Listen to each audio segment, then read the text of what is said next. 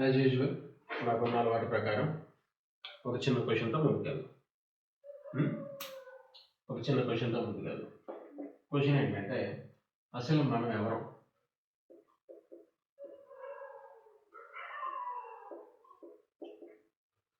Who are we? మనం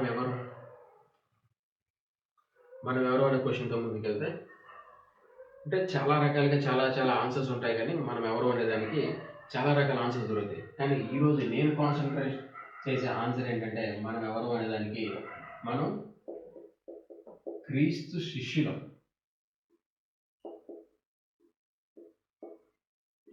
లేదా క్రీస్తుని అనుసరించేవారు.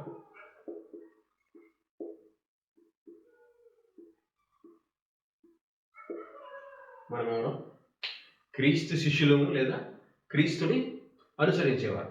ఈ మాట మీద కాన్సన్ట్రేట్ చేసి మనం కొంచెం ముందుకెళ్దాం. దేవుని కుమారుడు, పరిశుద్ధులు, పిలువబడిన వారు, రాజులైన యాజక సంఘం, ఇలా చాలా ఆన్సర్స్ మనం తీసుకోవచ్చు. కానీ ఈరోజు మనం కాన్సన్ట్రేట్ చేసి తీసుకోవాల్సిన ఆన్సర్ ఏంటంటే, మనం ఎవరంటే మనం క్రీస్తు శిష్యులు లేదా క్రీస్తుని అనుసరించేవారు. క్రీస్తు శిష్యులు అంటే మనకి క్రీస్తుని గురువుగా అంగీకరించిన వారు అన్నారు. ఏం చేయాలి? క్రీస్తు శిష్యులు కానీ క్రీస్తుని అనుసరించే వారిని ఏమని పిలుస్తారు? సమాజంలో క్రైస్తవులు అని పిలుస్తారు. మొట్టమొదటిసారిగా అంత్యోకులో క్రీస్తు శిష్యుల్ని క్రైస్తవులు అని పిలిచారు. సో ఈరోజు సమాజంలో మనం క్రైస్తవులు అని పిలవబడుతున్నాం. క్రైస్తవులు అని మనం పిలవబడుతున్నాం అంటే దాని అర్థం ఏంటి? మనము క్రీస్తు శిష్యులము లేదా క్రీస్తుని అనుసరించేవారు. మనం క్రీస్తుని అనుసరిస్తున్నాము, మనం క్రీస్తు శిష్యులం అంటే ఏం చేయాలి? వీళ్ళ ప్రథమ కర్తవ్యం ఏంటి? వీళ్ళు ఏం చేయాలి? క్రీస్తులోనికి పిలువబడిన వాళ్ళు, క్రీస్తు శిష్యులు అనిపించుకుంటున్న వాళ్ళు, లేదా క్రీస్తుని అనుసరిస్తున్నాము అని చెప్పుకునే వాళ్ళు, మేము క్రైస్తవులు అని చెప్పుకునే వాళ్ళు ఏం చేయాలి? మేజర్గా యేసుక్రీస్తు ఏం చెప్తే చేయాలి. ఏం చేయాలి? యేసుక్రీస్తు ఏం చెప్తే చేయాలి. యేసుక్రీస్తు ఏం చెప్తే అది చేయాలి. ప్రథమ కర్తవ్యం ఏంటి? యేసుక్రీస్తు చెప్పినది చేయడం. ఇలా చేస్తేనే వాళ్ళు యేసుక్రీస్తు శిష్యుడు లేదా క్రైస్తవుడు లేదా యేసుక్రీస్తుని అనుసరించేవాడు. యేసుక్రీస్తు చెప్పింది చెయ్యకుండా నేను క్రైస్తవుడిని, నేను క్రీస్తుని అనుసరిస్తున్నాను, నేను క్రీస్తు శిష్యుడిని అని చెప్పుకుంటా అంటే అది కేవలం డంబంగా చెప్పుకోవడం, లేదా అతిశయోక్తిగా, లేదా ఏదో అందరూ అంటున్నారు కాబట్టి నేను చెప్పుకుంటానంటే అవుతుంది. కానీ నువ్వు క్రీస్తుని అనుసరిస్తున్నట్టు దాని రుజువు ఏంటంటే యేసుక్రీస్తు చెప్పింది చేస్తున్నావా లేదా. సో ఇప్పుడు యేసుక్రీస్తు ఏం చెప్పాడు? యేసుక్రీస్తు ఏం చెప్పాడని ఒక రోజులో మనం తెలుసుకోలేం, కానీ క్రమంగా తెలుసుకుంటూ ఉంటాం. సో యేసుక్రీస్తు ఏం చెప్పాడని ఈ రోజు మనం కాన్సన్ట్రేట్ చేయాల్సింది ఏంటి అంటే, యేసుక్రీస్తు చెప్పిన మాట ఎక్కడున్న యేసుక్రీస్తు చెప్పింది చేయడం అంటే ఏంటి? యేసుక్రీస్తు చెప్పింది చేయడం అంటే క్రీస్తు బోధ, అలాగే అపోస్తుల బోధ. యేసుక్రీస్తు చెప్పింది ఎక్కడ కనిపిస్తుంది? యేసుక్రీస్తు బోధలో కనిపిస్తుంది. ఇంకెక్కడ కనిపిస్తుంది? అపోస్తుల బోధలో కనిపిస్తుంది. అపోస్తుల బోధలోను క్రీస్తు బోధలోను ఏదైతే ఉందో అది మనం చేయాలి. ఎంత అలా చేయాలంటే ఇదే మన జీవితం.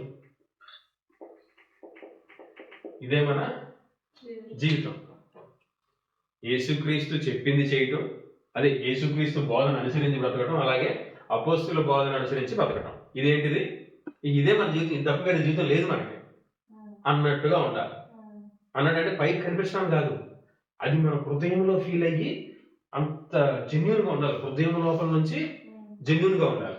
ఏది? క్రీస్తు బోధన అనుసరించడం, అపోస్తుల బోధన అనుసరించడం. ఇదే జీవితం. ఎప్పటి వరకు? మనం చచ్చిపోయేంత వరకు, లేదా మనం బతుకున్న రాగడం వస్తే అప్పటి వరకు. అలా యేసుక్రీస్తు చెప్పిన బోధని, అపోస్తుల బోధని అంగీకరించి బతికేవాడు క్రైస్తవుడు అని చెప్పుకోవడానికి అర్హుడు. వాడే క్రీస్తు శిష్యుడు అని చెప్పుకోవడానికి అర్హుడు.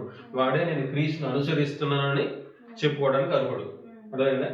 సో ఇప్పుడు యేసుక్రీస్తు బోధ ఏంటి, అపోస్తుల బోధ ఏంటి, వాళ్ళు ఏం బోధించారు ఏంటనేది ఒక వచనాన్ని చూసి మనం ముందుకెళ్దాం. యేసుక్రీస్తు డైరెక్ట్ గా చెప్పిన మాట ఒక వచనాన్ని చూసి ముందుకెళ్దాం. మత్తయి గారు రాసిన సువార్త 7వ అధ్యాయం మొట్టమొదటి వచనం. ఇప్పుడు యేసుక్రీస్తు బోధలో ఒక వచనం తీసుకున్నాం. ఏంటది? మత్తయి గారు రాసిన సువార్త 7వ అధ్యాయం మొట్టమొదటి వచనం. ఏమన్నది అక్కడ? మీరు తీర్పు తీర్చకుడి, అప్పుడు మిమ్మును గురించి తీర్పు తీర్చబడదు. సో యేసుక్రీస్తు ఏం చెప్తున్నారు ఇక్కడ? యేసుక్రీస్తు బోధ ఏంటి? ఎవరిని? మీరు అన్నాడు. అంటే ఎవరెక్కడ ఒక రకంగా తీసుకుంటే ఈనాటి సమాజంలో తీసుకోవాలంటే ఎవడైతే క్రైస్తవుడు అని చెప్పుకుంటున్నాడో, ఎవడైతే క్రైస్తవుడు అని చెప్పుకున్నాడు, ఎవడైతే క్రీస్తు శిష్యుడు అని చెప్పుకున్నాడు, ఎవడైతే నేను క్రీస్తుని అనుసరిస్తున్నానని చెప్తున్నాడు, ఎవడైతే క్రీస్తు బోధన అంగీకరించి నేను జీవిస్తున్నానని చెప్తున్నాడో, అలాగే ఎవడైతే అపోస్తుల బోధన అంగీకరించి నేను అని చెప్పుకున్నాడో, ఆ మీరు అందులో ఆ మాటలో వీళ్ళందరూ వస్తారు. వీళ్ళందరూ ఎలా ఉండాలంట? మీరు తీర్పు తీర్చకుడి. ఏమని చెప్తున్నాడు? క్రైస్తవుడు అనేవాడు ఎవడైనా సరే, పేరుకు క్రైస్తవుడు కాదు, జీవితంలో క్రైస్తవి ఉంది నాకు అని చెప్పుకున్నాడు ఎవడైనా సరే ఎలా ఉండాలి? తీర్పు తీర్చకుండా ఉండాలి. ఇది యేసుక్రీస్తు గారు చెప్తున్న ఒక మాట. అలాగే మరి అపోస్తులు ఏం చెప్తున్నాడు దీని గురించి?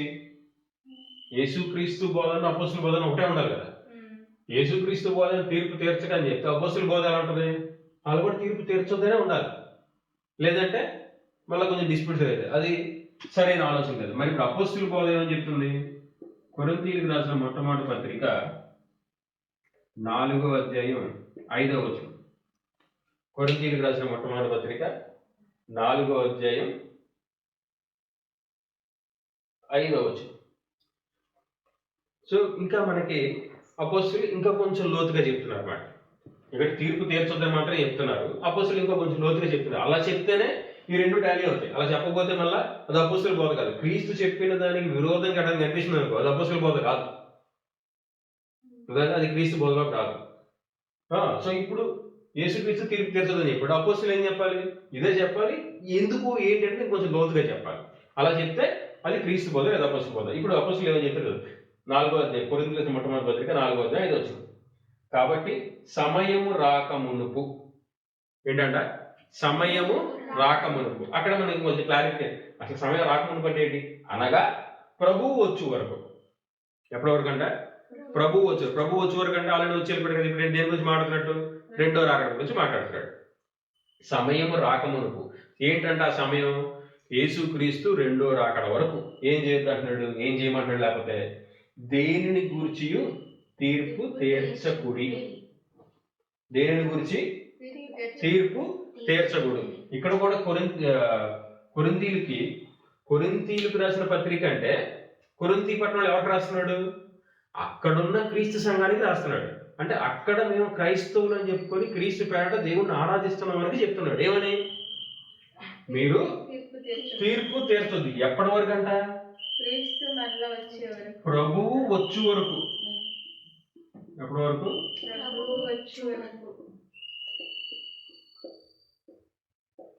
ప్రభువు వచ్చే వరకు ఏం చేయాలి? తీర్పు తీర్చకూడి. యేసుక్రీస్తు తీర్పు తీర్చదని చెప్పాడు, కానీ అపోస్తులు ఇంకొంచెం అడిషనల్ ఇన్ఫర్మేషన్ యాడ్ చేస్తున్నారు మనకి. అంటే తీర్పు తీర్చొద్దు అన్నాడు యేసుక్రీస్తు. ఎప్పటి వరకు? ప్రభు వచ్చేంత వరకు తీర్పు తీర్చొద్దంట. ఇంకా కొంచెం ముందుకెళ్తే ఆయన అంధకారమందలి రహస్యములను వెలుగులోనికి తెచ్చి హృదయంలోని ఆలోచనలను బయలుపరచునప్పుడు ప్రతి వారికి తగిన మెప్పు దేవుని వలన కలుగును. సో ఇప్పుడు ఈ రెస్పాన్సిబిలిటీ ఎవరిది? తీర్పు తీర్చే రెస్పాన్సిబిలిటీ ఎవరిది? దేవుడిది, లేదా దేవుడి వలన వచ్చిన అధికారాన్ని బట్టి యేసుక్రీస్తు. ఆ రోజు జడ్జిమెంట్ ఈరోజు ఎవరు ఉంటారు? యేసుక్రీస్తు ఉంటాడు. సో యేసుక్రీస్తు తీరుస్తాడు, అది కూడా ఎవరు? దేవుని వలన తీరుస్తాడు. సో ఇప్పుడు ఈ రెస్పాన్సిబిలిటీ, తీర్పు తీర్చే రెస్పాన్సిబిలిటీ దేవుడిది తప్ప మనది కాదు. సో ఆయన కూడా ఎలా తీర్పు తీరుస్తాడంట? ప్రతి వారికి తగిన మెప్పు ఇస్తాడు. ఆ తగిన మెప్పు ఎలా వచ్చింది అంటే దేన్ని బేస్ చేసుకొని ఇస్తాడు? ఆయన అంధకార మందిర రహస్యంలోని వెలుగులను. ఎవడైనా అంధకారంలో రహస్యంలో ఏదైనా పనులు చేస్తుంటే అన్నింటినీ ఏం చేస్తాడు? వెలుగులోకి తీసుకొస్తాడు. అలాగే హృదయంలోని ఆలోచనలను బయలుపరిచి, హృదయంలో ఏదేదో ఆలోచించుకుంటాడు. నా హృదయంలో మీకు తెలుస్తుందా? తెలియదు. మీ హృదయంలో నాకు తెలుస్తుందా? తెలియదు. కానీ దేవుడికి మాత్రం ఖచ్చితంగా తెలుసు. ఆ హృదయంలో ఉన్న ఆలోచనల్ని బయటకు తీసుకొచ్చి, అంధకారంలో రహస్యాలన్నీ బయటకు తీసుకొచ్చి, అప్పుడు వీడు ఏం చేశాడు, వీడికి ఏం ఇవ్వాలనేది ఆయన డిసైడ్ చేస్తాడు. అప్పటి వరకు ఎవడు ఎప్పుడు ఎక్కడ తీర్పు తీర్చకూడదు. ఆ రైట్ దేవుడు ఏ మనిషి పట్ల ఇవ్వలేదు. అది దేవుని అధికారంలో ఉంది. దేవుడు మాత్రం తీర్పు తీస్తాడు. అందుకే యేసుక్రీస్తు తీర్పు తీర్చొద్దు అని చెప్పి అపోస్తులు దాన్ని ఇంకొంచెం ఇన్ఫర్మేషన్ యాడ్ చేస్తూ తీర్పు తీర్చొద్దు, అది నీ పని కాదు ఒకటి. రెండోది, ఎప్పటి వరకు తీర్పు తీర్చబడదు అంటున్నాడు. ప్రభువు వచ్చేంత దేవుడే తీర్పు తీరుస్తాడు. ఎప్పుడు తీరుస్తాడు దేవుడు కూడా? కాలం వచ్చినప్పుడు. ఆ కాలం ఎప్పుడు? క్రీస్తు రెండో రాకడ. అదే దేవుడు తీర్పు తీరుస్తాడు కదంటే ఈ రోజు జరిగిన పనికి రేపు పొద్దున దేవుడు తీర్పు ఇచ్చాడు. ఈ రోజు ఒక పని జరిగిందంటే, ఒక పాపం జరిగిందంటే, లేకపోతే ఒక మంచి జరిగిందంటే దేవుడు ఒక 2 రోజులకు 3 రోజులకు తీర్పు ఇచ్చాడు. ఎప్పటి వరకు వెయిట్ చేస్తాడు? కాలం వచ్చేంత వరకు. ఎప్పుడు ఆ కాలం తీర్పు తీర్చడానికి తగిన కాలం ఎప్పుడు? యేసుక్రీస్తు రెండో రాకడ. అప్పుడు మాత్రమే తీర్పు తీర్చబడుతుంది. అప్పటి వరకు తీర్పు తీర్చబడదు. దేవుడు కూడా తీర్పు తీర్చడు, వెయిటింగ్ లిస్ట్ లో పెడతాడు. దేవుడే వెయిటింగ్ లిస్ట్ పెట్టాడు. ఇప్పుడు మనం ఏం చేయకూడదు? అసలు రైట్ మనకి ఇవ్వదు. అందుకే ఈరోజు మన టాపిక్ ఏంటి? డోంట్ జడ్జ్, లేదా తీర్పు తీర్చకుడి. టాపిక్ ఏంటి ఈరోజు?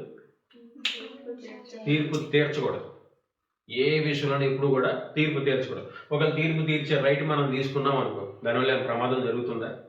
ఖచ్చితంగా జరుగుతుంది. ఎందుకని? యేసుక్రీస్తు వద్దంటాడు, అపోస్తులు వద్దంటాడు. అప్పుడు ఆ రైట్ మనం తీసుకోవడానికి వీల్లేదు. ఒకవేళ తీసుకుంటే ఎలాంటి ప్రమాదాలు జరగవచ్చు, ఏం జరగవచ్చు, మనల్ని మనం ఎలా భద్రపరుచుకోవాలి, మనల్ని మనం ప్రతి విషయం ఎలా క్రాస్ చెక్ చేసుకోవాలి ఏంటి అనేది కొంచెం ముందుకెళ్ళి మనం నేర్చుకుందాం. సో ఈరోజు మన టాపిక్ ఏంటి? తీర్పు తీర్చదు. Don't judge. ఆ రైట్ మనకి లేదు, దేవుడు ఇవ్వలేదు. అర్థమైందా? సో ఇది ఎవరికి? మేము క్రీస్తు శిష్యులము, మేము క్రైస్తవులము, మేము క్రీస్తును అనుసరించే వాళ్ళము, మేము క్రీస్తు బోధలను అపోస్తుల బోధలను ఉన్నవాళ్ళము అన్నవాడికి. అలా కాకుండా ఎవడన్నా తీర్పు తీర్చాడంటే వాడికై వాడు బయట చెప్పినట్టే క్రీస్తు బోధని అంగీకరించిన వాడు కాదు అని ఒకవేళ వాడికే చెప్పుకున్నట్టే. సో తీర్పు తీర్చొద్దు అనేది ఒకటి. సో యేసుక్రీస్తు చెప్పిన మాటలు మత్తయి సువార్త 7వ అధ్యాయం మొట్టమొదటి ఏమని చూసాం? తీర్పు తీర్చకూడదు, అప్పుడు మీకు తీర్పు తీర్చకూడదు. అంటే మనం తీర్పు తీర్చామనుకో మనకి తీర్పు తీర్చకూడదు, దానివల్ల మనం నష్టపోతాం. అవునా? అలా కాకుండా ఇంకా కొంచెం లోతుగా అసలు తీర్పు తీర్చడం వల్ల జరిగే పెద్ద ప్రాబ్లం ఏంటో చూద్దాం. అంటే బైబిల్ పరంగా కాదు కానీ బైబిల్లో ఉన్న వచనాలను బట్టి కొంచెం అనలైజ్ చేసి మనం కొంచెం తెలుసుకునే ప్రయత్నం చేద్దాం. ఒక ఎగ్జాంపుల్ తీసుకుందాం. ఒక ఎగ్జాంపుల్కి ఏం తీసుకుందాం అంటే, ఫర్ సపోజ్ ఇప్పుడు నేను అనే మనిషిని ఉన్నాను. నేను ఒక పాపం చేశాను. ఏం చేశాను? నేను చేసింది పాపమే. ఏంటి? నేను ఒక పాపం చేశాను. ఇప్పుడు క్రైస్తవుడు అయినప్పుడు అవ్వక ముందు ఏదో ఒక సమయంలో నేను ఒక పాపం చేశాను. నేను చేసింది పాపం అని క్లియర్గా తెలుస్తుంది. దేవునికి వ్యతిరేకమైన పనే, అది క్లియర్గా అర్థమవుతుంది. నేను చేసింది దేవునికి వ్యతిరేకమైన పని, వ్యతిరేకమైన మాట ఏది అనేది క్లియర్గా అర్థమవుతుంది. అది 100% పాపం. పాపం వల్ల వచ్చి జీతము మరణం. సో పాపంతో చచ్చిపోయాం అనుకో ఏమవుతుంది? ఉండదు, నరకానికి పోతాం. జడ్జిమెంట్ రోజున నరకానికి వెళ్ళిపోతాం. సో అది క్లియర్ కదా, అది మనకు అర్థమవుతుంది. సో ఇప్పుడు నేను ఒక పాపం చేశాను. ఒక క్రైస్తవుడు ఉన్నాడు.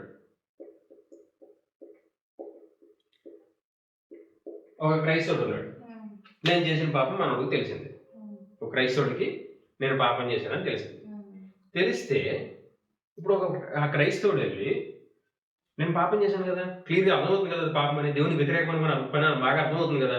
ఈ క్రైస్తవుడు వచ్చి నువ్వు పాపం చేశావు, దేవునికి వ్యతిరేకమైన పని చేశావు, కాబట్టి నువ్వు నరకానికి వెళ్తావు. ఇదేంటి? ఈ స్టేట్మెంట్ ఏంటి? తీర్పు డిసైడ్ చేసి చెప్పేశాడు. అవునా? నువ్వు పాపం చేసావు. సో పాపం ఏంటంటే మనకి పాపం ఏంటి అనేది తెలుసు. ఆదాయం కృత్యం పాపం, ఎన్నో రకాల పాపాలు అనేది మనకి. సో పాపం గురించి మనం ఇప్పుడు డిస్కస్ చేయాలి. పాపం చేసినప్పుడు ఒక క్రైస్తవుడు వచ్చి బైబిల్ గురించి బాగా తెలిసిన వాడు, దేవుడి గురించి తెలిసిన వాడు ఒకడు వచ్చి నా దగ్గరికి వచ్చి నువ్వు పాపం చేసి నువ్వు నరకానికి వెళ్తావు అని డిసైడ్ చేసి చెప్పేసి ఎందుకని నా దగ్గరికి వచ్చి సువార్త ప్రకటించడం అనుకోని నేను క్రైస్తవుడు కాదు, నా దగ్గరికి వచ్చాడు, నేను పాపం చేశాను తెలిసింది, వచ్చాడు, సువార్త ప్రకటించాడు, సువార్తను నేను అంగీకరించలేదు, పాపం చేయడం తప్పు, సువార్తను అంగీకరించలేదు అంటున్నాను, వెళ్ళిపోయాడు. వెళ్ళిపోతే ఏం చేశాడు? స్టేట్మెంట్ ఇచ్చేసి వెళ్ళిపోయాడు. నువ్వు పాపం చేసావు, ఈ పాపను బట్టి నువ్వు ఏం చేస్తావు? నరకానికి వెళ్తావు అని స్టేట్మెంట్ ఇచ్చేది. ఈ స్టేట్మెంట్లో ఒకదాని మనకి ఏమర్థమవుతుంది? తీర్పు అర్థమవుతుంది. ఈ స్టేట్మెంట్ ఏమర్థమవుతుంది? తీర్పు, జడ్జ్మెంట్ ఇచ్చేసి డిసైడ్ చేసి వెళ్ళిపోయాడు. సో కొంతకాలానికి, నెలలో, 2 నెలలు, సంవత్సరం, 2 సంవత్సరాలు, కొంతకాలానికి ఈ నేను అనే వ్యక్తిని, నీకు తెలిసింది ఒక పాపమే, నా జీవితంలో నీకు తెలిసింది ఒక పాపమే. ఈ నేను అనే వ్యక్తిని ఏం చేశానంటే, చాలా పాపాలు ఉన్నాయి నా జీవితంలో, అవి నాకు తెలుసు, దేవుడికి తెలుసు. ఈ అన్ని పాపాలని బట్టి నేను దేవుడి దగ్గరికి వచ్చి క్షమాపణ అడిగాను అనుకో. దేవుడి దగ్గరికి వచ్చి క్షమాపణ అడిగాను. మనోడు వచ్చాడు, సువార్త ప్రకటించాడు, నేను అంగీకరించలేదు. ఆ టైం నేను అంగీకరించలేదు. ఆ టైంకి జడ్జిమెంట్ పాస్ చేసి వెళ్ళిపోయాడు, తీర్పు తీర్చేసాడు, నరకానికి వెళ్ళిపోతామని. ఎప్పటికో కొంతకాలానికి, సంవత్సరాలకో, 2 సంవత్సరాలకు, 10 సంవత్సరాలకో, దేవుడు నాకు ఆయుష్ ఇచ్చినప్పుడు 10 సంవత్సరాలకో నా అన్ని పాపాలు బట్టి దేవుడి దగ్గరికి వచ్చి క్షమాపణ అడిగారు. హృదయంలో నొచ్చుకొని పశ్చాత్తాపడి ఏడ్చుకుంటూ దేవుడి దగ్గరికి వచ్చి క్షమాపణ అడిగారు. దేవుడిని క్షమిస్తాడా? ఎందుకని క్షమిస్తాడు? ఆయన దేవుడు కాబట్టి. ఆయన దేవుడు నన్ను ఎంతో ప్రేమించాడు, నా ఆత్మ నశించిపోవడం ఆయనకి ఇష్టం లేదు కాబట్టి ఆయన నన్ను 100% క్షమిస్తాడు. ఇప్పుడు నా పాపాలన్నిటిని బట్టి నేను క్షమాపణ పొందేశాను. నా అన్ని పాపాలను బట్టి, ఆ అన్ని పాపాల్లో నువ్వు చూసిన పాపం కూడా ఉంది. ఒక క్రైస్తవుడు దేన్ని బట్టి అయితే నా జడ్జిమెంట్ ఇచ్చాడో ఆ పాపం కూడా ఉంది ఆ లిస్ట్ అంతట్లో. ఆ లిస్ట్ అంతట్లో అన్ని పాపాలను బట్టి నేను క్షమాపణ దేవుని సన్నిధిలో పొందేశాను. ఇప్పుడు నేను ఎక్కడికి వెళ్తాను? క్షమాపణ ఎప్పుడైతే పొందానో పరలోక అవకాశం ఉంది. అవునా? ఎప్పటి వరకు? క్షమాపణ పొందిన తర్వాత పరిశుద్ధ జీవితాన్ని నేను కాపాడుకున్నంత వరకు. క్షమాపణ పొందానంటే పరిశుద్ధుడిగా తీర్చబడ్డాను. ఈ పరిశుద్ధతను నేను కాపాడుకున్నంత కాలం నాకు పరలోక అవకాశం ఉంది. చనిపోయేటానికి పరిశుద్ధంగా చచ్చిపోయాను అనుకో, తీర్పు రోజు పరలోకం వెళ్తాను. లేదు, నేను పరిశుద్ధంగా బతుకుతూ ఉండగానే రాకడ వచ్చింది అనుకో, నేను ఎత్తపడతాను. అంతేనా? హ్యాపీగా తీసుకెళ్లి పరలోకంలో కూర్చోబెడతాడు యేసుక్రీస్తు. అప్పుడు ఈయన ఇచ్చిన స్టేట్మెంట్ ఏమైంది? ఈ స్టేట్మెంట్ ఏమైంది? నువ్వు నరకానికి వెళ్తావు అనే స్టేట్మెంట్. ఎప్పుడైతే నాకు పరలోక అవకాశం దొరికిందో, నా క్షమాపణ ఉంది, ఈ స్టేట్మెంట్ ఏమైంది? రాంగ్ కాదు, అబద్ధం అయిపోయింది. ఈ స్టేట్మెంట్ ఏమైపోయింది? అబద్ధం అయిపోయింది. ఆ స్టేట్మెంట్ ఒట్టి తప్పు కాదు, తప్పు మాత్రమే కాదు, ఆ స్టేట్మెంట్ అబద్ధం అయిపోయింది. ఎందుకని? నువ్వు చెప్పింది నిజమైతే నేను పరలోకం వెళ్ళాలి. సారీ, నేను పాపం చేశాను కాబట్టి నువ్వు చెప్పింది నిజమైతే నేను నరకం వెళ్ళాలి. కానీ నేను మధ్యలో క్షమాపణ పొందేశాను కాబట్టి నరకం వెళ్ళట్లేదు. అంటే నువ్వు చెప్పిన స్టేట్మెంట్ అబద్ధం అయిపోయింది అక్కడ. అవునా?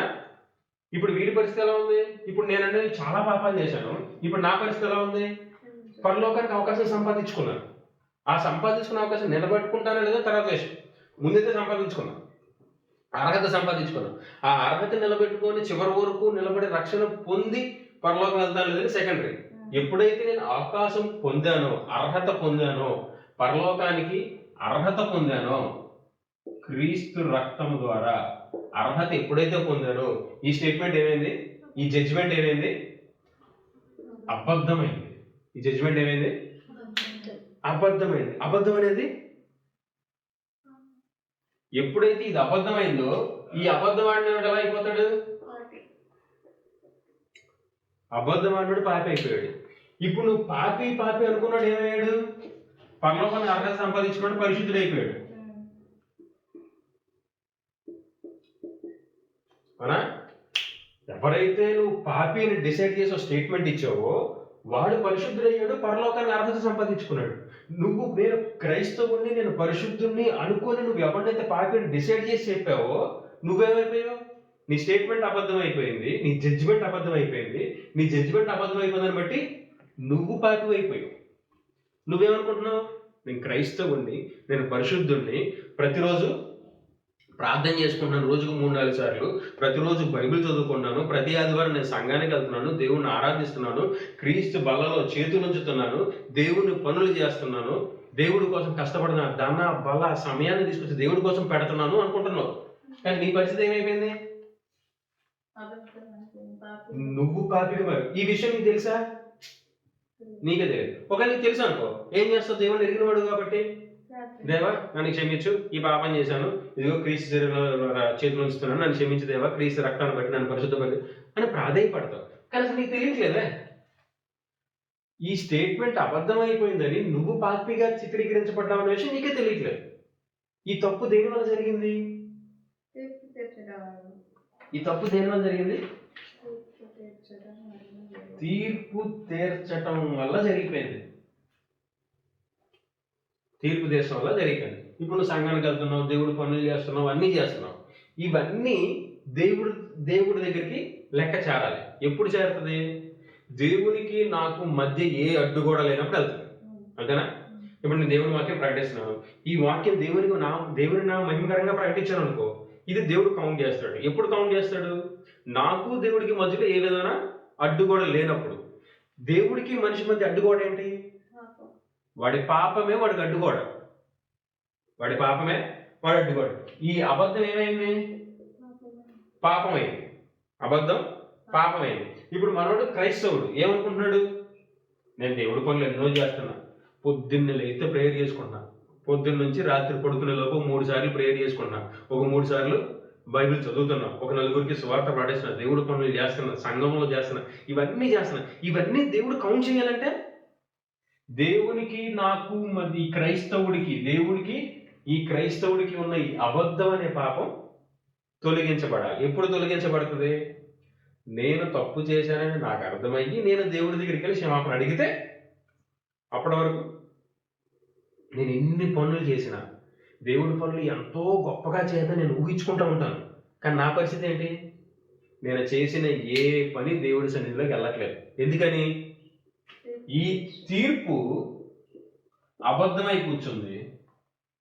ఆ అబద్ధం పాపం గనక నాకు నా దేవునికి మధ్య అడ్డుగోడ నిలబడింది. ఆ అడ్డుగోడ దాటి నేను చేసిన ఏ సత్క్రియ దేవుని దగ్గరికి చేరట్లేదు. అందుకే తీర్పు రోజు యేసుక్రీస్తు మాట్లాడలేడు, దేవా నీ నామంలో మేము దెయ్యాలు వెళ్ళగొట్టలేదు, అద్భుతాలు చేయలేదు, ఆశ్చర్యకారాలు చేయలేదు ఏంటి అన్నాడు. ఎవరు నువ్వు అసలే? అక్రమం చేయవాళ్ళరా పొండు అంటున్నాడు. మరి ఈ పనులన్నీ నేను యేసుక్రీస్తు నామంలోనే చేశానంటే, దేవుని పని ప్రతి ఒక్కరు కూడా యేసుక్రీస్తు నామంలో. కానీ యేసుక్రీస్తు ఏమంటాడు తీర్పు రోజు? అక్రమం చేయవాళ్ళరా పొండు అంటాడు. ఎందుకని? అడ్డుగోడ ఉంది. ఈ అడ్డుగోడ దాటి నువ్వు చేశాను అనుకున్న ఏ పని కూడా క్రీస్తు పేరట దేవుని దగ్గరికి చేరలేదు. మరి ఇప్పుడు ఇలాంటి పరిస్థితులు మనం మిగిలిపోతే, తీర్పు తీర్చేసి మన జీవితకాలం ఏమైపోవాలి? ఇలాంటి పరిస్థితుల్లో మిగిలిపోతే ఎలాగ?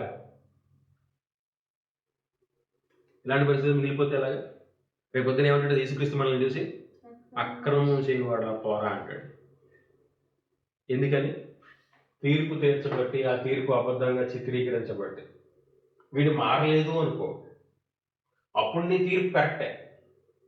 వీడు మారాడు అనుకో, వీడు ఏ క్షణమైతే మారాడో ఆ క్షణమే నీ తీర్పు అబద్ధంగా మారిపోతుంది.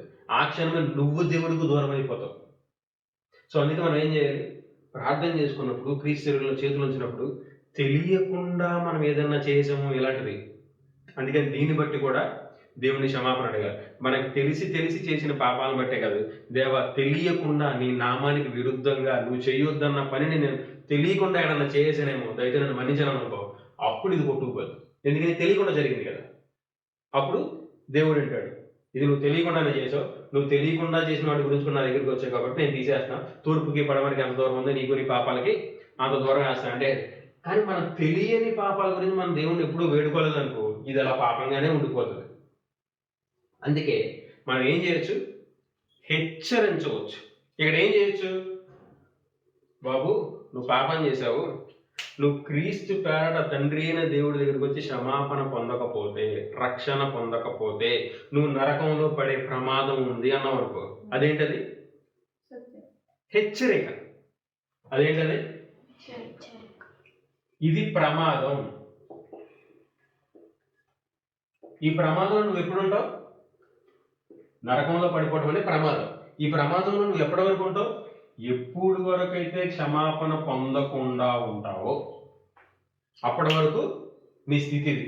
త్వరగా క్షమాపణ పొందు, ఈ స్థితి నుంచి బయటకు పడు. ఇదేంటి? ప్రమాదం గురించి చెప్పడం ఏంటి? హెచ్చరిక. ఇది జరుగుద్ది అని చెప్పడం ఏంటి? తీర్పు. మనం ఏం చేయొచ్చు? హెచ్చరించవచ్చు, కానీ తీర్పు తీర్చకూడదు. మనం ఏం చేయొచ్చు? హెచ్చరించవచ్చు. ఒక పాప దగ్గరికి వెళ్ళి, నువ్వు పాపం చేసావు, నీకులాగా నేను పాపం చేశాను, నేను పాపం చేసిన తర్వాత క్రీస్తు గురించి తెలుసుకొని వచ్చి బాప్తిజం పొంది రక్షణ పొందాను. సో నీకు కూడా ఈ అవకాశం ఉంది. దేవుడు నీకు నాకే కాదు, భూమి మీద ఉన్న సర్వ మానవాళికి ఈ అవకాశాన్ని ఇచ్చాడు. ఈ అవకాశాన్ని మనం సద్వినియోగం చేసుకుందాం. ఇలాంటి ప్రమాదాల నుంచి బయటపడదాం. నేను కూడా ఎవరో చెప్తే విని, తెలుసుకొని, నమ్మి, విశ్వసించి, బైబిల్ని అధ్యయనం చేసి నేను కూడా ఈ ప్రమాదం నుంచి బయటపడ్డాను, నువ్వు కూడా నాలాగా బయటపడు అని చెప్పటాన్ని ఏంటంటే హెచ్చరిక. హెచ్చరించవచ్చు కానీ తీర్పు తీర్చకూడనే కూడదు. ఎందుకు తీర్పు తీర్చకూడదు అంటే ఏదో ఒక రోజు నీ తీర్పు అబద్ధమైపోయే ఛాన్స్ ఉంది. ఈ అవకాశం లేకపోలేదు. ఇలాంటి అవకాశం ఉందనుకో, వాడు బాగానే ఉంటాడు, తీర్పు తీర్చినందుకు నా పరిస్థితి ఏమవుతుంది? అక్రమం చేయవారు పోండరా ఒకరికి అంటాడు అని చెప్పేసి. మరి ఇంత ప్రయాసపడి నేను దేవుళ్ళో ఉన్నాను అనుకొని, దేవుడి కోసం కష్టపడుతున్నాను అనుకొని, రేపు పొద్దున్నే రాకడ రోజు అక్రమం చేయవాడు పోరా నా దగ్గర నుంచి అంటే నా పరిస్థితి ఏంటి? ఇలాంటి పరిస్థితి కోసం మనం క్రీస్తులోనికి రాలేదు. అందుకే క్రీస్తులోనికి వచ్చిన మనం ఏం చేయాలి? తీర్పు తీర్చకూడదు కానీ హెచ్చరించవచ్చు. ప్రతి ఒక్కరిని కూడా హెచ్చరించవచ్చు. మనం ఏం చేద్దాం? హెచ్చరిస్తాం, కానీ తీర్పు తీర్చవద్దు. ఎప్పటి వరకు? రాకడ వరకు. రాకడకు వచ్చిన తర్వాత కూడా తీర్పు తీర్చేది ఎవరు? యేసుక్రీస్తు. ఆయన తీర్చుకుంటాడు. ప్రతి వాడి జీతాన్ని ఆయన లెక్కగట్టి పక్కన పెడతాడు. ఎవరికి ఏమి ఇవ్వాలో అది ఆయన ఇచ్చేస్తాడు. మనం చూసి మన పనులు బట్టి మనం సక్రమంగా ఉండి మన పనులు మనం సరిదిద్దుకుంటూ ముందుకెళ్ళి ఆయన దగ్గర నుంచి మంచి బహుమానం కోసం వెయిట్ చేయాలి. అలా వెయిట్ చేయాలని ఆశిద్దాం. అలా ఇంకొంచెం ముందుకెళ్ళే ప్రయత్నం చేస్తే, ఇంకా కొంచెం ముందుకెళ్ళే ప్రయత్నం చేస్తే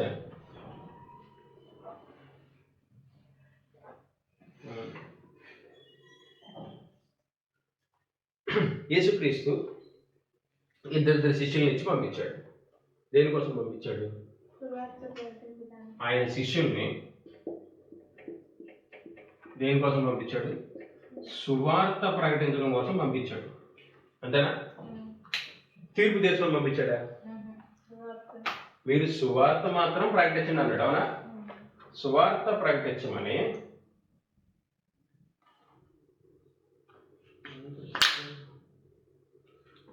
ఒక్క నిమిషం.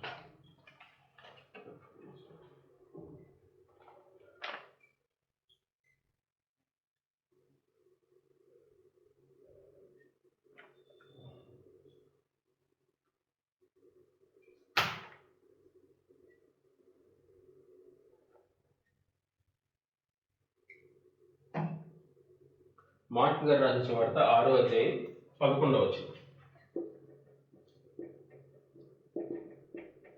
6వ అధ్యాయం 11వ వచనం. ఇక్కడ ఏమంటాడు? ఏ స్థలమందైనను జనులు మిమ్మును చేర్చుకొనక మీ మాటలు వినుకుంటే మీరు అక్కడ నుండి బయలుదేరినప్పుడు వారి మీద సాక్ష్యముగా ఉండటకు మీ పాదముల కింద దులిపివేయండి. ఇక్కడ ఏమంటున్నాడు? మీరు సువార్త ప్రకటించండి. సువార్త అంగీకరించారా? మంచిది. అంగీకరించకపోతే మీరేం చేయండి? నువ్వు సువార్త అంగీకరించు, నువ్వు పాపం చేసి నువ్వు నరకానికి తీర్పు తీర్చుకున్నాడా? ఏమంటున్నాడు? సైలెంట్గా వెళ్ళిపోండి. ఏం చేసి వెళ్ళిపోమన్నాడు? పాద ధూళి. ఈ పాద ధూళి దులిపేసి వెళ్ళిపోతే ఏమవుద్దంట? ఈ ధూళి సాక్ష్యం చెప్పుద్దట. ఈ దుమ్ము సాక్ష్యం చెప్పుద్ది. ఏమని? వీళ్ళు వచ్చారు, సువార్త చెప్పారు, వీళ్ళు అంగీకరించలేదు అని. ఇది సాక్ష్యం. ఈ పాద ధూళి సాక్ష్యం చెప్పు.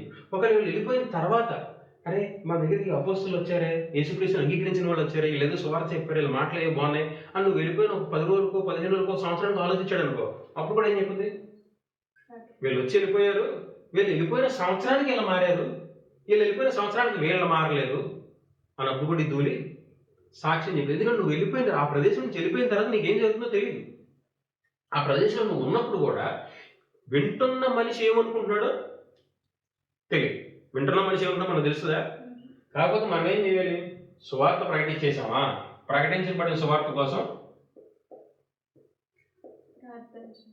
నువ్వు ప్రార్థన చేసిన ప్రతిసారి ఎవరికైతే సువార్త ప్రకటించావో ఆ రోజు వాళ్ళని జ్ఞాపకం చేసుకుంటూ, లేదా ఆ ఊరిని జ్ఞాపకం చేసుకుంటూ, ఆ మనుషులు గుర్తుంటే ఆ మనుషుల్ని జ్ఞాపకం చేసుకుంటూ నువ్వు ప్రకటించిన సత్య సువార్త వర్ధిల్లాలని ప్రార్థన మాత్రం చేయాలి. ఏం చేయాలి?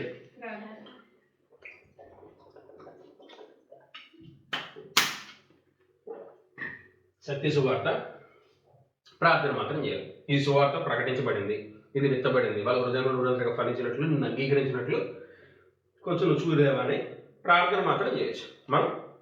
అంతేగాని తీర్పు మాత్రం నేర్చుకోవడం. ఇంకా కొంచెం లోతుగా ఆలోచిస్తే అసలు యేసుక్రీస్తు భూమి మీద ఉంటే అతను తీర్పు తీర్చాడా? భూమి మీద యేసుక్రీస్తు 3.5 సంవత్సరాలు సేవ చేశాడు, దేవుని పని చేశాడు, పరలోక రాజ్యం గురించి సువార్త ప్రకటించాడు. అవునా? యేసుక్రీస్తు సువార్త ప్రకటిస్తున్న 3.5 సంవత్సరాల్లో క్రీస్తు 3.5 సంవత్సరాలు సువార్త ప్రకటించాడు కదా. అవునా? ఇక్కడెక్కడన్నా ఆయన తీర్పు తీర్చాడా? యేసుక్రీస్తు భూమి మీద 33.5 సంవత్సరాలు బతికాడు. 3.5 సంవత్సరాలు సుమారుగా, ఇవన్నీ ఎగ్జాక్ట్ ఫిగర్స్ కాదు, సుమారుగా 3.5 సంవత్సరాలు యేసుక్రీస్తు ఏం చేశాడు? దేవుని పని చేశాడు. అవునా? ఈ దేవుని పని చేసినప్పుడు అసలు యేసుక్రీస్తు ఎప్పుడన్నా ఎక్కడన్నా ఎవరికన్నా తీర్పు తీర్చాడా? నువ్వు ఎలా అయిపోతావు, అలా అయిపోతావు, నువ్వు అదే అయిపోతావు, తీర్పు తీర్చాడా? వ్యభిచారంలో పట్టబడిన స్త్రీని కూడా దగ్గర తీసుకొస్తే నువ్వు వ్యభిచారం చేసావు, నువ్వు నరకంలో అనలేదు ఆయన. ఏం చేశాడు?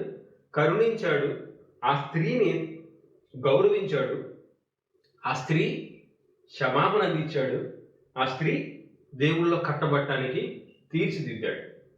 మరి యేసుక్రీస్తుయే తీర్పు తీర్చకపోతే భూమి మీద, యేసుక్రీస్తు ఎవరు?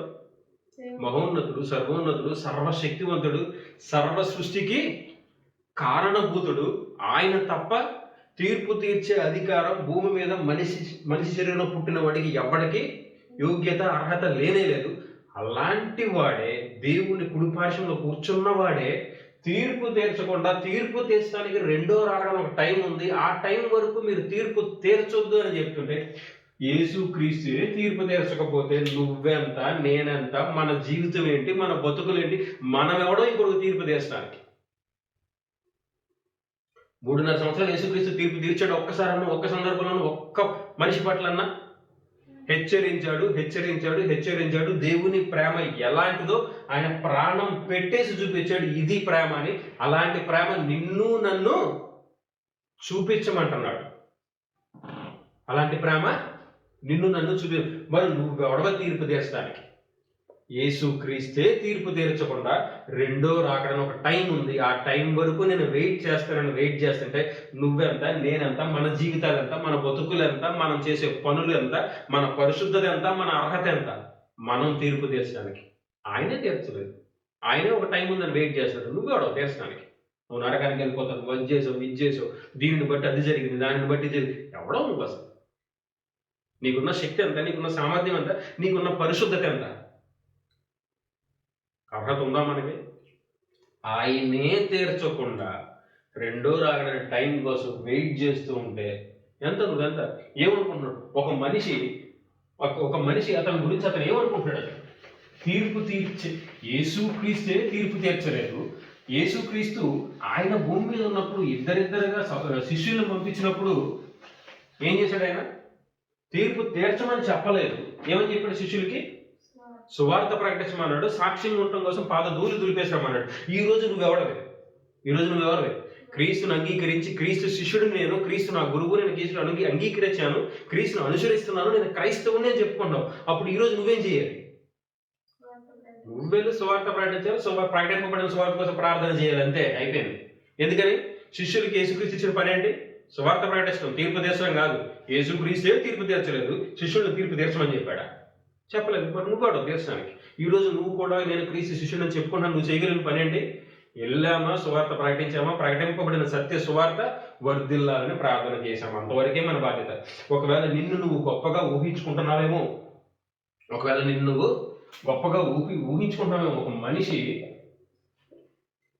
నేను క్రీస్తులో ఉన్నాను, క్రీస్తులోనికి వచ్చాను, నేను పరిశుద్ధుడిని, ప్రతి వారం క్రీస్తు రక్తాన్ని తీసుకుంటున్నాను, శరీరంలో చేతులు ఉంచుతున్నాను, నేను దేవుడిని కుమారుడిగా అంగీకరింపబడ్డాను, నాకు అంత నిన్ను ఉప్పొంగిపోతున్నావు. ఒక మనిషిగా నేను ఉప్పొంగిపోతే అసలు నువ్వెంత, ఒక మనిషి ఎంత? ఒక మనిషి భూమి మీదకు పుట్టాలి అని అంటే ఎలా పుడతాడు? వాడికే వాడు పుట్టేస్తున్నాడా? ఒక మనిషి భూమి మీద ఒక మనిషి పుట్టాలంటే ఏం అవసరం ఉంది? ఇద్దరు మనుషులు అవసరం అవుతున్నారు, అవునా? ఒక్కడు భూమి మీద పుట్టాలంటే ఇద్దరు అవసరం అవుతున్నారు. ఎవరు? తల్లి తండ్రి, ఇద్దరు కావాలి. ఒకరికే పుడతాడు ఎవడన్నా? తల్లి తండ్రి ఇద్దరు కావాలి. వాళ్ళిద్దరూ వాళ్ళ ప్రేమించాలి, వాళ్ళ ప్రేమను వాళ్ళు వ్యక్తపరచాలి. దేవుని సన్నిధిలో వివాహం చేసుకొని ఒక నిబంధన తీసుకొని మేము జీవితకాలం కలిసి ఉండ, ఎంతో ప్రాసెస్ జరిగితే దేవుని సన్నిధిలో ఎంతో అంటే అట్లా ఆ ఇద్దరు మనుషులు ఒకరినొకరు ప్రేమించుకోవాలి, వాళ్ళకున్న ప్రేమని వ్యక్తపరచుకోవాలి, ప్రేమించుకోవాలి, వాళ్ళకున్న ప్రేమని వ్యక్తపరచుకోవాలి. అట్ ద సేమ్ టైం ఇంకేం చేయాలి? వాళ్ళిద్దరి మధ్య నిబంధన ఉండాలి, వివాహం అనే నిబంధన ఉండాలి. అలా ఉంటే ఈ ఇద్దరు మనుషుల్ని దేవుడు ఆశీర్వదించాడు.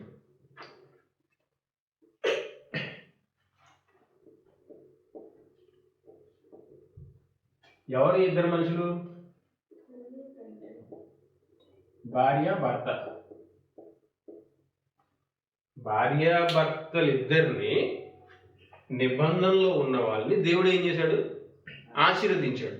ఈ దేవుడు ఆశీర్వాదం పొందుకున్న వాళ్ళు ఏమయ్యారు? తల్లి తండ్రి. వీళ్ళిద్దరూ తల్లిదండ్రులు. నువ్వు పుట్టావు కాబట్టి తల్లిదండ్రులు. నువ్వు ఎందుకు పుట్టావు? వీళ్ళిద్దరిని దేవుడు ఆశీర్వదించాడు కాబట్టి. నువ్వేదో పోటుగడవని పుట్టేలా, నువ్వేదో గొప్పడవని పుట్టేలా. ఎందుకు పుట్టావు? వీళ్ళిద్దరూ దేవుని ఆశీర్వాదం పొందారు కాబట్టి పుట్టావు. అర్థమైందా? మరి నువ్వు పుట్టటానికే ఇద్దరు మనుషులు, భార్యాభర్తగా ఉన్న ఇద్దరు నిబంధనలో ఉండి, ప్రేమలో ఉండి, వాళ్ళ ప్రేమను వ్యక్తపరుచుకొని దేవుడి చేత ఆశీర్వాదం పొంది వాళ్ళ తల్లిదండ్రులుగా ప్రమోట్ అయితే నువ్వు ఒక్కడవే ఏం చేసేస్తున్నావు? ఏం చేయగలవు? అసలే నువ్వు ఒక్కడవే ఏం చేయగలవు? ఏం చేసేస్తావు? నువ్వు పుట్టడానికి ఇద్దరు సహాయం కావాలి, నువ్వు పుట్టడానికి దేవుని ఆశీర్వాదం కావాలి, నువ్వు పుట్టడానికి ఇద్దరు మనుషులు ఉండాలి, లేకపోతే నువ్వు పుట్టవు. మరి నువ్వు ఒక్కడవే ఏం చేసేద్దావు? ఇంకొక మనిషిని తీర్పు తీర్చేస్తున్నావు. నువ్వు ఏది చేయాలని, అమ్మో నేను దేవుడి పని అంత చేస్తాను, ఇంత చేస్తాను, నేను అలాంటి ఇలాంటి నీ గురించి నువ్వు డంబంగా చెప్పుకుంటున్నావు అంటే ఇంకొక మనిషి సాయం లేకుండా ఒక మనిషి భూమి మీద ఏమీ చేయలేడు. చివరికి పుట్టాలన్నా ఇద్దరు మనుషులు కావాలి. నువ్వు జీవితకాలంలో ఏం చేస్తావు ఇంకో మనిషి సాయం లేకుండా? నాకు ఎవరి సాయం అక్కర్లేదు, నేను గొప్పవాడిని, నేను దేవుళ్ళో ఉన్నాను. నువ్వు నిజంగా దేవుళ్ళో ఉంటే నువ్వు పుట్టడానికి ఇద్దరు మనుషులు దేవుడు ఇచ్చాడనే విషయం నీకు తెలియాలి. ఇద్దరు మనుషులు దేవుడు ఇవ్వకపోతే నువ్వు పుట్టవు, అవునా? మరి అలాంటి మనిషివి నీకు ఏమంత పరిశుద్ధత ఉంది, ఏమంత దేవుడు అర్థమైపోయాడు, ఏమంత గొప్పవాడు అయిపోయాడు, ఇంకొక మనిషిని జడ్జ్ చేస్తున్నావు. నువ్వు ఎలాగున్నావు, నువ్వు అలాగున్నావు, నువ్వు నరకానికి వెళ్తావు, నీకు ఎలాగవుతుంది, నీ ప్రదేశంలో నువ్వు పాపం ఎక్కువైపోయింది కాబట్టి దేవుడు ఆ ప్రదేశాన్ని శపించేశాడు, దేవుడు ఆ ప్రదేశాన్ని. నువ్వు ఎవడో అసలు చెప్పడానికి? నువ్వెంత, నేనెంత, ఎంత? ఇద్దరు మనుషులు లేకపోతే భూమి మీదకి రావటానికి కూడా శక్తి లేనంత జీవితం మనది. ఇద్దరు మనుషులు లేకపోతే భూమి మీదకి రావడానికి నాకు శక్తి లేదు. ఆ ఇద్దరు మనుషుల మధ్య ప్రేమ ఉండాలి, ఆ ఇద్దరు మనుషుల మధ్య నిబంధన ఉండాలి, ఆ ఇద్దరు మనుషులను బట్టి దేవుడు ఆశీర్వదించాలి. అప్పుడుగా నేను భూమి మీదకి రాను. నేను భూమి మీద రావడానికి ఇంత ఎక్సర్సైజ్ జరగాలి, ఇంత ఎక్సర్సైజ్ జరిగితే నేను భూమి మీదకి వస్తాను. అలాంటి నేను పుట్టి నాకు ఎవరి సహాయం అక్కర్లేదు, నాకు ఎవడం అవసరం లేదని చెప్పేస్తే అది ఏమవుతుంది? అబద్ధం, డంబం, గర్వం, అహంకారం, దేవునికి విరోధమైన జీవితం. అర్థమైందా? ఇప్పుడు ఇద్దరు భార్యాభర్తలు లేదా తల్లిదండ్రుల గురించి ఆలోచించేటప్పుడు ఒక గొప్ప రీతి గురించి ఆలోచిద్దాం. బాప్తిజం ఇచ్చి యోహాను.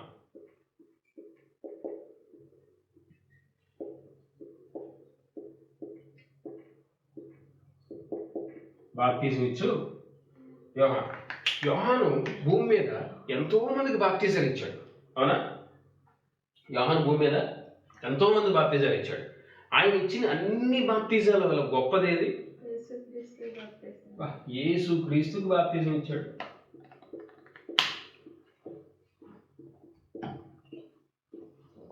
బాప్తిజం ఇచ్చి యోహాను యేసు క్రీస్తుకి బాప్తిజం ఇచ్చాడు. అంటే సృష్టికి కారణభూతుడు. ఆ యోహాను ఉండడానికి కారణం ఎవరు? యేసుక్రీస్తు. అక్కడ యోర్దాను నది ఉండడానికి కారణం ఎవరు? యేసుక్రీస్తు. అది ఇంత సృష్టి కలగడానికి కారణం ఎవరు? యేసుక్రీస్తు. అలాంటి యేసుక్రీస్తుని బాప్తిజం ఇచ్చి యోహాను ఇలా పట్టుకొని ఒక్కసారి నీళ్ళలో ముంచెలా లేపాడంటే అంతకన్నా గొప్ప జీవితం ఇంకోటి ఉందా? అంతకన్నా ఆశీర్వాదమైన జీవితం ఇంకోటి ఉందా? యేసుక్రీస్తుని పట్టుకొని ఇలా ముంచెలా నీళ్ళలో లేపాడంటే అసలు ఊహించుకుంటా ఎలా ఉంది? ఎవరి కారణం చేత ఇంత సృష్టి నడపబడుతుందో అలాంటి సృష్టికి కారణభూతుల్ని ఈయన పట్టుకొని ఇలా నీళ్ళలో ముంచి లేపుతున్నాడంటే బా ఎలాంటి జీవితం అది బాప్తిజం ఇచ్చి యోహాను జీవితం. మరి బాప్తిజం ఇచ్చి యోహాను ఇంత గొప్పవాడు కదా, ఆయనకయ్యే భూమికి వచ్చేసాడా? పైన జూడు పడిపోయాడా? ఒక్కసారి లూకా గారు రాసిన సువార్త 1వ అధ్యాయం 5 నుంచి 7 వచనాలు. లూకా గారు రాసిన సువార్త 1వ అధ్యాయం 5 నుంచి 7 వచనాలు.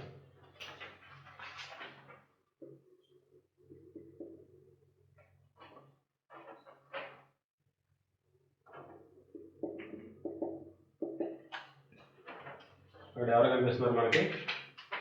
యోదయ దేశపు రాజు అయిన హేరోదు దినములో అబియా తరగతిలో ఉన్న జకర్యా అను ఒక యాజకుడు ఉండేను. అతని భార్య అహరోను కుమార్తెలలో ఒకతే ఎలిజబెత్.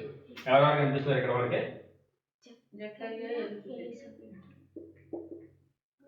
జకర్యా, ఎలిజబెత్, వీళ్ళిద్దరూ కనిపిస్తున్నారు. వాళ్ళిద్దరి గురించి చెప్తున్నాడు 6వ వచనంలో. వీరిద్దరు ప్రభు యొక్క సకల ఆజ్ఞ చొప్పునను, వీరిద్దరు ఎలా ఉన్నారంట? సకల ఆజ్ఞలు.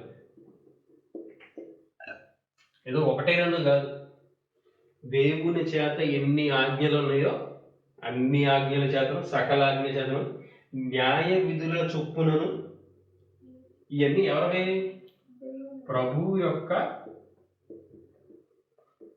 ఆజ్ఞలు, అలాగే ప్రభు యొక్క న్యాయ విధులు.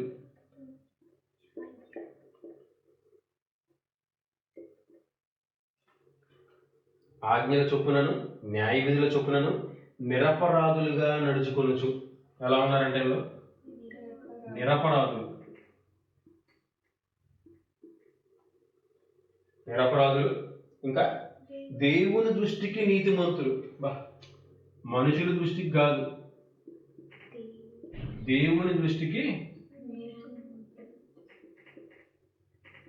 దేవుడే నీతిమంతులని చెప్పేస్తే వాళ్ళ జీవితం ఎంత గొప్పదిగా నీతిమంతులై ఉండేది.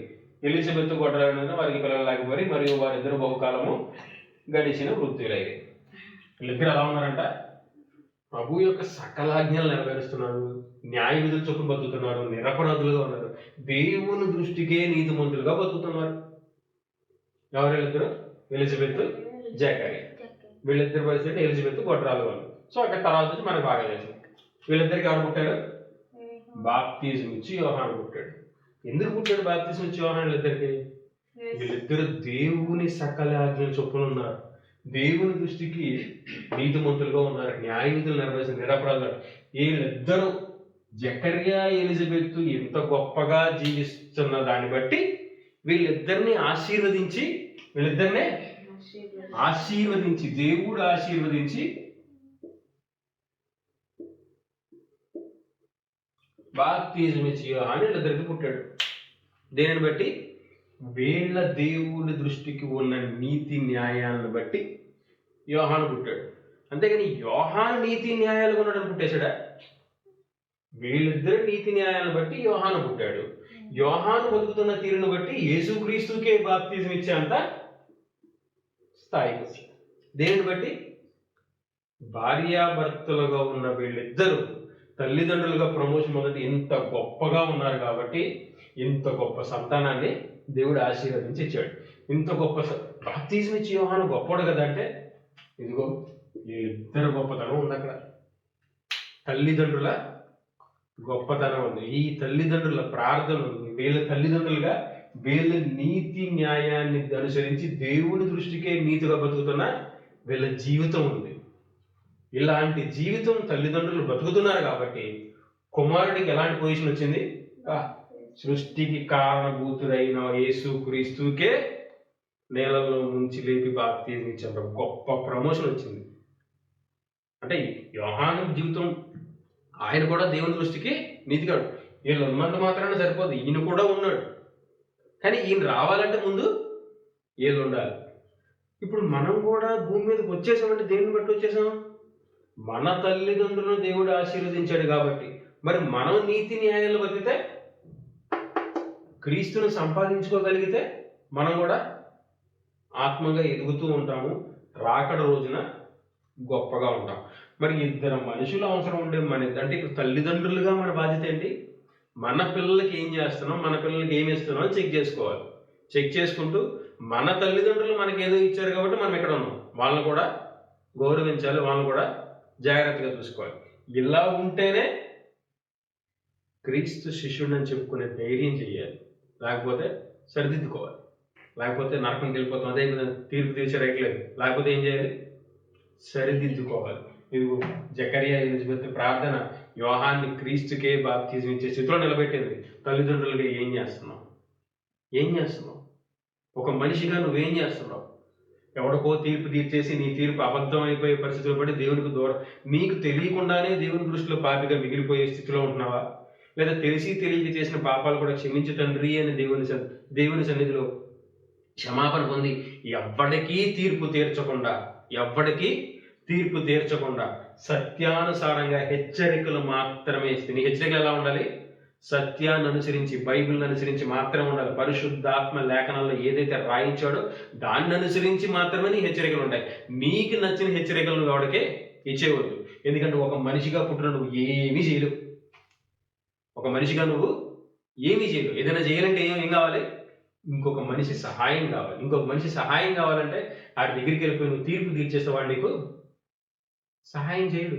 యేసుక్రీస్తుయే భూమి మీద ఉన్నప్పుడు దేవుని దయ్యందును మనుషుల దయ్యందును, క్రీస్తుకే మనుషుల దయ కావాల్సి వస్తే వృద్ధి పొందడానికి నీకు నాకు మనుషుల దయ ఉందా? ఆ మనుషుల దయ సంపాదించుకోవాలంటే ఎలా సంపాదించుకోవాలి తప్ప మన బిడ్డల దయ మనం సంపాదించుకోవాలన్నా తల్లిదండ్రులుగా జకరియా ఎలిజబెత్ వల్లే మనం ఉండాలి. మన తల్లిదండ్రుల దయ సంపాదించుకోవాలంటే బాప్తిజం ఇచ్చి యోహాను ఎలా ఉన్నాడు అలా ఉండి తల్లిదండ్రుల దయ సంపాదించుకోవాలి తప్ప తీర్పులు తీర్చేస్తూ, ఒక మనిషి మీద స్టేట్మెంట్లు పాస్ చేస్తూ, ఒక మనిషి మీద నీకు నచ్చిన మాటలు రువ్వేస్తూ మన దేవునికి దగ్గరగా ఎంత మాత్రము ఉండలేము. తీర్పు దేశంలో వచ్చే ప్రభావం ఏంటంటే మనకు తెలియకుండా మనమే దేవుని దృష్టిలో అబద్ధికులుగాను పాపులుగాను ఉండిపోతాం. దానికి క్షమాపణ పొందకపోతే మన పరిస్థితి ఏమవుతుంది? తీర్పు రోజున అక్రమం చేయవాళ్ళరా పోండి రావతలకు అంటాడు. ఒక మనిషిగా ఎంత తగ్గింపున్నాడు? ఒక మనిషిగా నువ్వు ఇంకొక మనిషి సాయం లేకపోతే చేయగలిగేది ఏమీ లేదు. పుట్టడానికే ఇద్దరు సహాయం కావాల్సి వచ్చింది. ఇక నువ్వు పెరిగి పెద్దది ఏం చేస్తావు? ఏమీ చేయలేవు ఇంకో మనిషి సాయం లేకపోతే. సో అది దృష్టిలో పెట్టుకొని ఏం చేయాలి? మనం ప్రతి మనిషి దగ్గర దయ సంపాదించాలి. ప్రతి మనిషి దగ్గర దేవుని దయ్యందును మనుషులు కూడా దయ సంపాదించాలి. ఒక మనిషి ఇంకో మనిషి దయ సంపాదించాలి. ఆ దయ సంపాదించడమే కదా దాంట్లో వర్ధిల్లాలి. దేవుని దయ్యందును మనుషుల దయ్యందును ఇద్దరు రెండు చోట్ల కూడా మనం అభివృద్ధి చెందాలి, వృద్ధి పొందాలి. అలా పొందకపోతే మన జీవితం చాలా కష్టతరం అయిపోతుంది. ఇదేంటది? ఒక రకమైన హెచ్చరిక తప్ప తీర్పు కానే కాదు. తీర్పు ఎంత మాత్రం కాదు. యేసుక్రీస్తే భూమి మీద ఉన్నప్పుడు తీర్పు తీర్చకపోతే ఒక మనిషిగా మనం పుట్టడానికి అంటే ఎంత చిన్న బతుకు మంది. మనం పుట్టాలంటే కోద్దరు కావాలి, మనం పెరగాలంటే అబ్బో ఎంతమంది కావాలి. మరి ఇంకో మనిషిని ఎలా తీర్పు తీర్చేస్తాం మనం? అంటే యేసుక్రీస్తే తీర్పు తీర్చలేదు, నువ్వు ఒక మనిషి పట్ల తీర్పు తీర్చా, నువ్వు క్రీస్తు కన్నా గొప్పవాడువా? మరి ఎలా తీర్పు తీర్చేస్తున్నాం మనం? తీర్పు తీర్చుకోడు. సో ఇంకా తీర్పు తీర్చడం కూడా మనకు తెలిసి తెలియకుండా ఒక పాపంలో పడిపోతున్నాం. అవునా? అసలు ఇంకా పాపం గురించి ఇంకొంచెం తెలుసుకుంటే మనకు తెలియకుండా జరిగేది. తెలిసి తెలిసి చేయడానికి సిద్ధంగా ఉన్నాం. తెలిసి ఒక హత్య చేయడానికి సిద్ధంగా ఉంటామా? ఉన్నాం.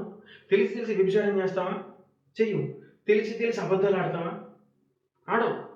దేవునికి దగ్గరైన తర్వాత తెలిసి మనం పాపం చెయ్యం. కానీ తెలియకుండా జరిగే ప్రమాదాలు ఉంటాయి. తీర్పు తీర్చడం వల్ల తెలియకుండా ప్రమాదం జరుగుతుంది.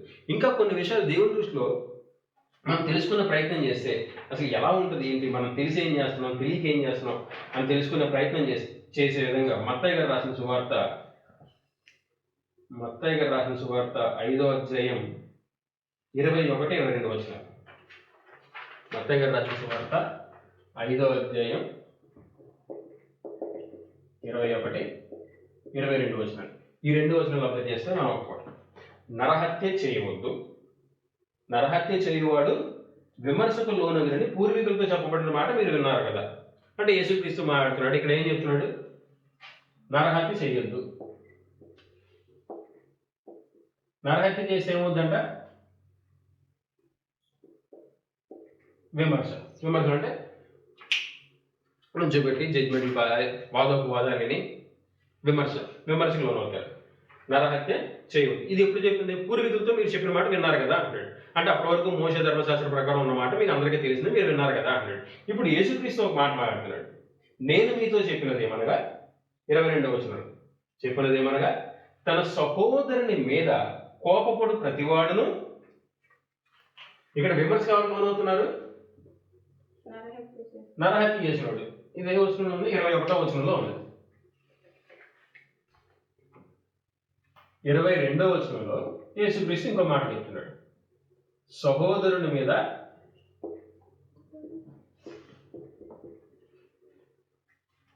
తన సహోదరుని మీద కోపపడు ప్రతివాడు.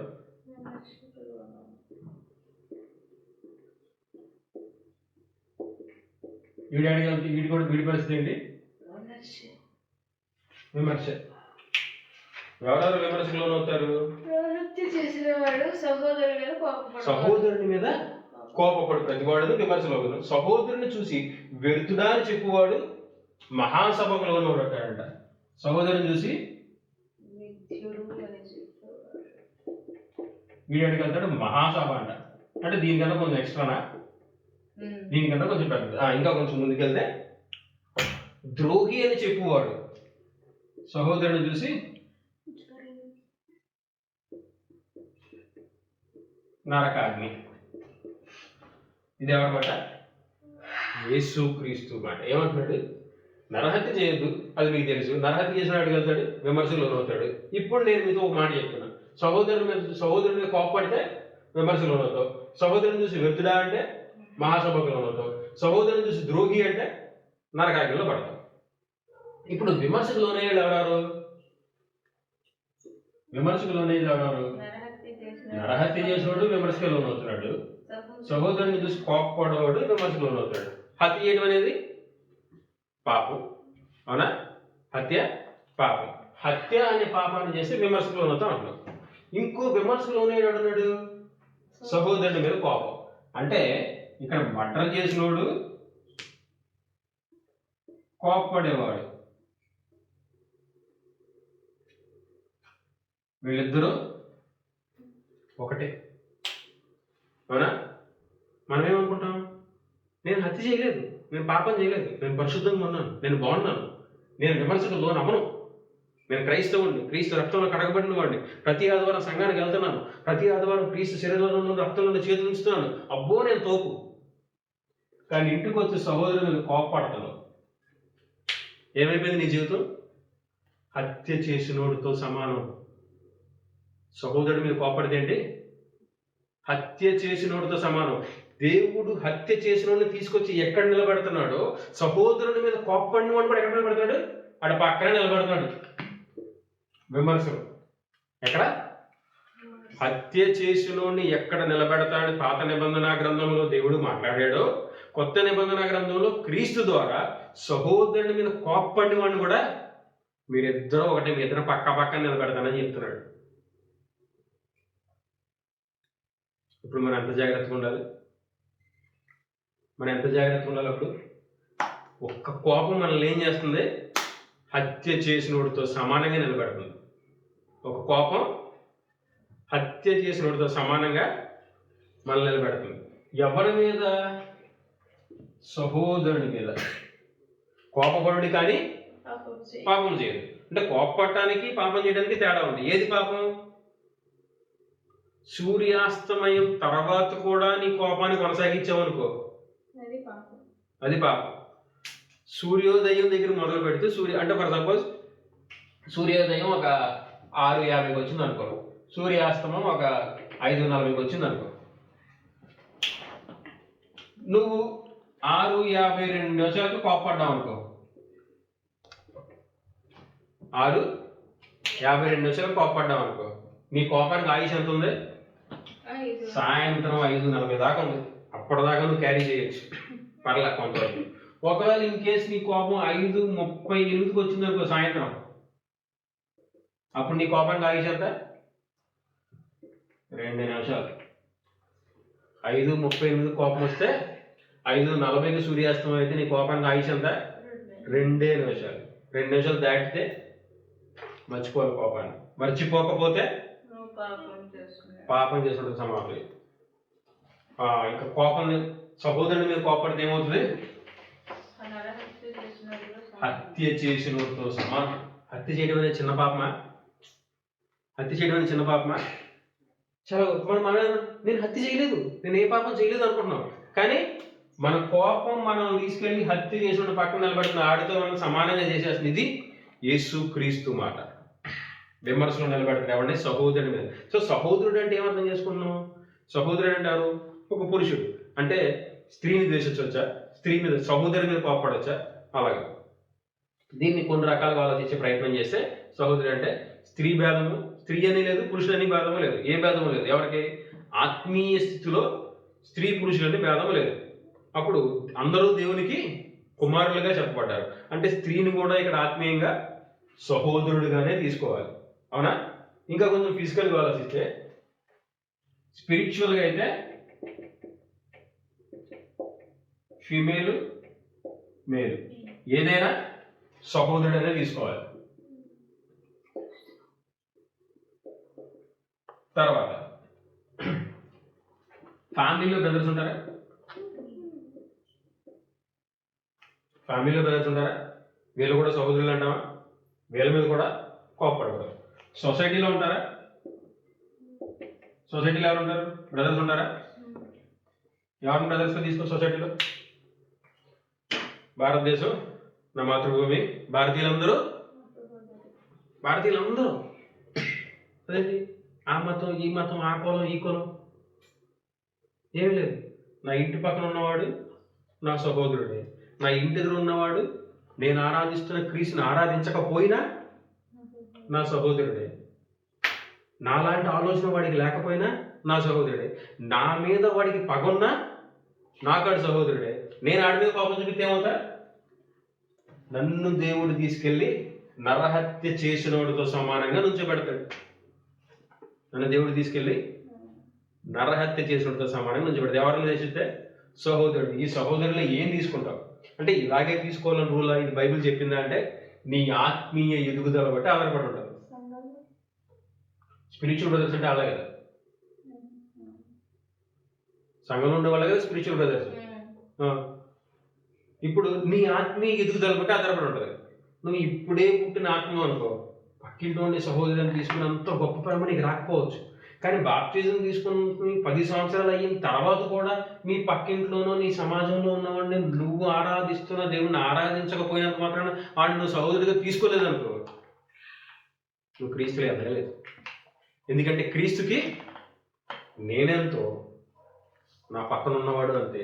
వాడు క్రీస్తుని ఆరాధించకపోయినా, క్రీస్తు పేరట తండ్రికి వాడి జీవితాన్ని వాడు సమర్పించుకోకపోయినా కూడా నేనెంతో వాడు అంతే. మరి యేసుక్రీస్తుయే, తండ్రి అయిన దేవుడే, పరిశుద్ధాత్ముడే అందరినీ ఒకలా చూసి అందరూ నా కుమారులే, ఏ ఒక్క ఆత్మ నశించటం నాకు ఇష్టం లేదని చెప్తుంటే నువ్వు వచ్చి వీడి ద్రోహి, వీడికి దూరంగా ఉండు, వీడి పాపం చేశాడు, వీడి నరకానికి వెళ్తాడు అని నువ్వు ఆడవాడేసాడు చేయటానికి. యేసుక్రీస్తు ఏమైనా ఎదురు చూస్తున్నాడు? నిన్ను యేసుక్రీస్తు ఎందుకు నిలబెట్టాడు? నీ తల్లిదండ్రులను ఆశీర్వదించి, నిన్ను నిలబెట్టి, నిన్ను ఆశీర్వదించి, నీకు సువార్తను అందించి ఏమి నేర్పించాడు? ప్రేమించమని నేర్పించాడు. ఈ సువార్తను తీసుకెళ్ళి నశించిపోతున్న ఇంకో ఆత్మకి చెప్పమని చెప్పాడు. అంతేగాని నేను వెళ్ళి జడ్జిమెంట్లు ఇమ్మని చెప్పలేదు.